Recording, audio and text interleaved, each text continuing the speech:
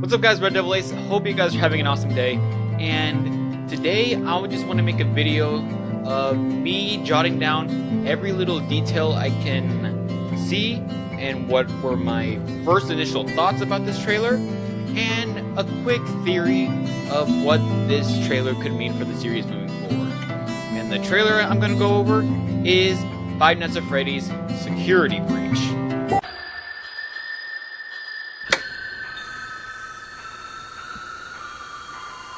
I did react to this trailer when I was reacting to the PS5 showcase a few days ago, and even though the audio cut out in the middle of it, you can clearly see me like pointing at stuff at the screen, and because of the audio cutting out, I didn't know if this was fate for me to make this video, or like my microphone just randomly disconnected.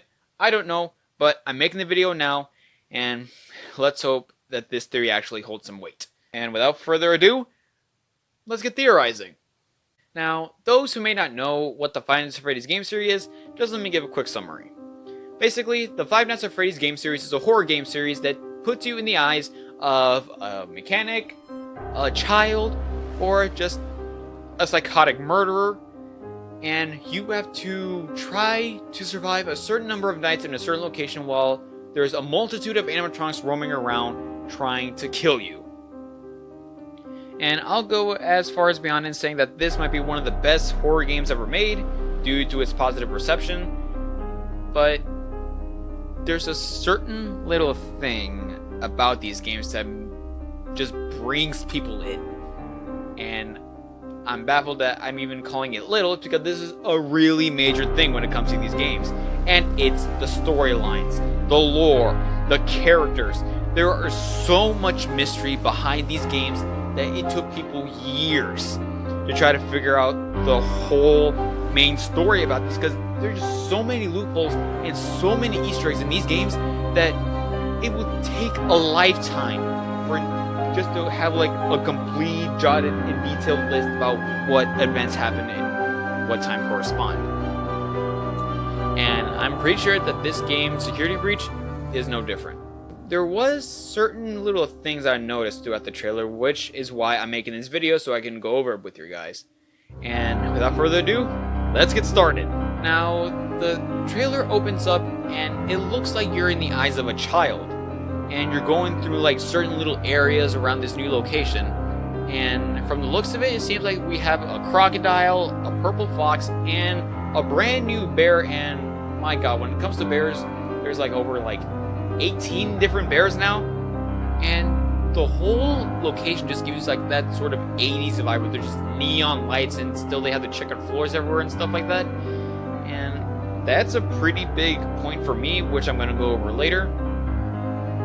And there's a certain voice that you hear throughout this trailer aside from the little boy, and it just gives out the name Gregory.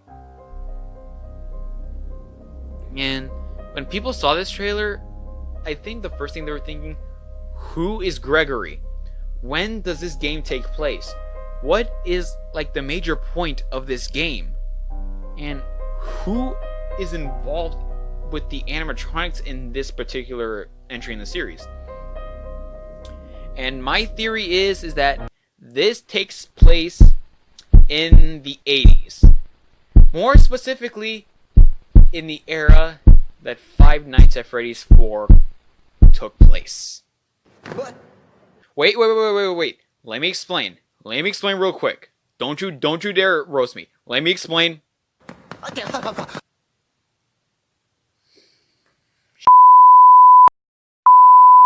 Well, I have a few points that could give my theory some weight, because I'm not just gonna blurt out stuff and just commit to something without having any evidence. And the evidence is that I say the character you play as is the crying child from Five Nights at Freddy's 4.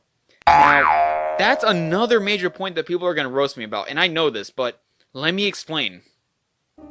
That as soon as you can hear something from the little boy, you can hear him like sniffing his nose and possibly crying. And I'm not making the connection that the crying child and the boy you are in security breach are the same person just because they have emotions about this game. I'm not saying that. And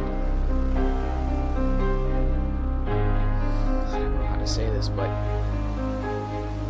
there's a certain thing that was in the back of my head when I was watching this trailer, and you can probably tell by the PS5 showcase video that I was having some really mixed emotions just by the look on my face.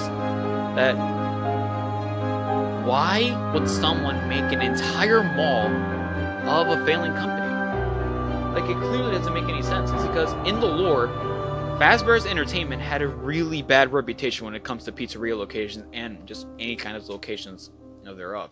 It's because they had problems with the animatronics with odor, blood coming out of the mouth, and certain locations closing down, and a whole bunch of missing kids and disappearances. A lot of stuff happened, and then I started thinking to myself, this new vibrant location, there's gotta be a connection to Five Nights at Freddy's 4. It's because I'm not saying that this is from Five Nights at Freddy's 4 just because it gives you an 80s vibe. That's far from it. It's because in the beginning of the trailer, you wander around a little loading area. And in the far right, there is a certain shadow that you see coming from a doorway. And I think that is Spring Bonnie or Glitch Trap. And that's a lot to take in, because Spring Bonnie was one of the very first suits that was made during the Fredbear era, which is Fredbear and Spring Bonnie. If you go through the Five Nights at Freddy's 4 minigames, you can see those two animatronics are the only ones taking the main stage. And through the kitchen area, there's like a really creepy, like, spider animatronic that looks like the bastard child of Ballora, which really creeped me out. And you can definitely tell by the video when it was going around that point, you can clearly see me pointing at the screen. It was not okay. It made me completely uncomfortable. And with all of that, once you go further away from the Golden Freddy statue, you can clearly see like a little shadow, or should I say, like the full upper body of a certain animatronic. And I say that could be Golden Freddy. It's because this animatronic had so many instances that he just disappears out of nowhere and he lurks in the shadows. But I still think that you are the crying child as you're going through this place for a number of reasons.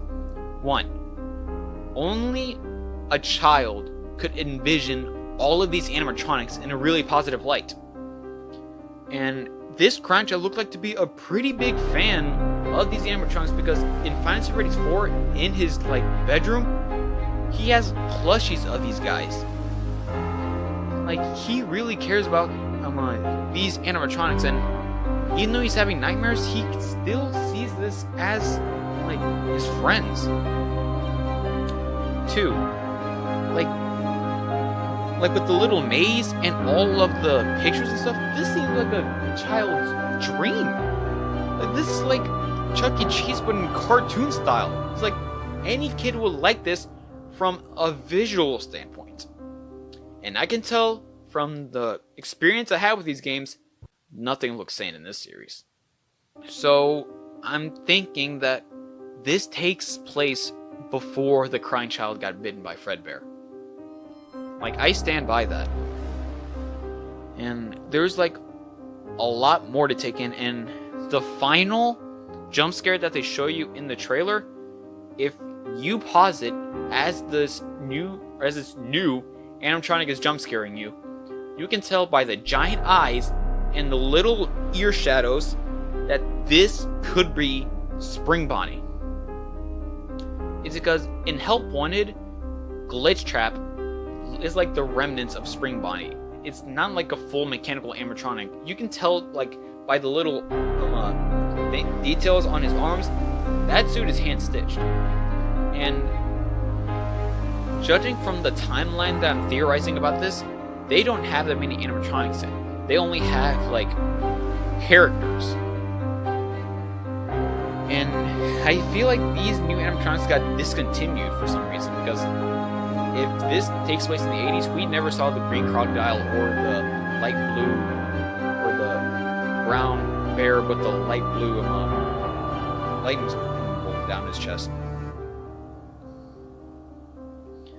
Like, there's a lot to think about, but I still stand by what I said, that you are the crying child and you're going through the place where your father told you not to. It's because there's a lot of bad stuff happening. And think about it. That Freddy or Fredbear animatronic that you see in the Golden Freddy statue and the shadow that you see coming out of the loading area, besides the Ballora spider, those are the only two animatronics that people actually are familiar with. Because you see no other animatronics. Those are the only two you see. And this just screams that this actually takes place in the 80s, and this would be the time period or the certain timestamp where the Bite of 83 happens. And if you don't know what the Bite of 83 is, basically in Five Nights at Freddy's 4, the crying child got his frontal lobe bitten off because his older brother stuck his head inside of the Fredbear animatronic, which later just went to the crying child's death. And I don't know if you guys can make any sense of this, and if you can, thank you. But there's a lot to take in, but there's a whole lot more to talk about. And I think I've said my fair share about this in this video. So basically, moral of the story is that you're the crying child, this takes place in the 80s, and this will eventually lead up to the crying child's death, and it just gives you like more detailed analysis about what happened during the crying child. And this is like takes place during Five Nights at Freddy's 4. That's all I wanted to say. Thank you guys so much for watching this video. If you liked it, and if you agree with what I said or you disagree, just put it down in the comment section down below. I'm going to be reading the comments, and I just want to like figure out what's going on behind this new location. So that's all I wanted to say. And if you like this video, please leave a like, share it with your friends, and go watch the rest of my PS5 showcase videos. I was really excited for these new games, and I can't wait to see them when they come out. As always, this has been the Red Devil Ace. Keep the blood boiling and the heart pumping. My name is Red Devil Ace, and I'll see you all next time. Later!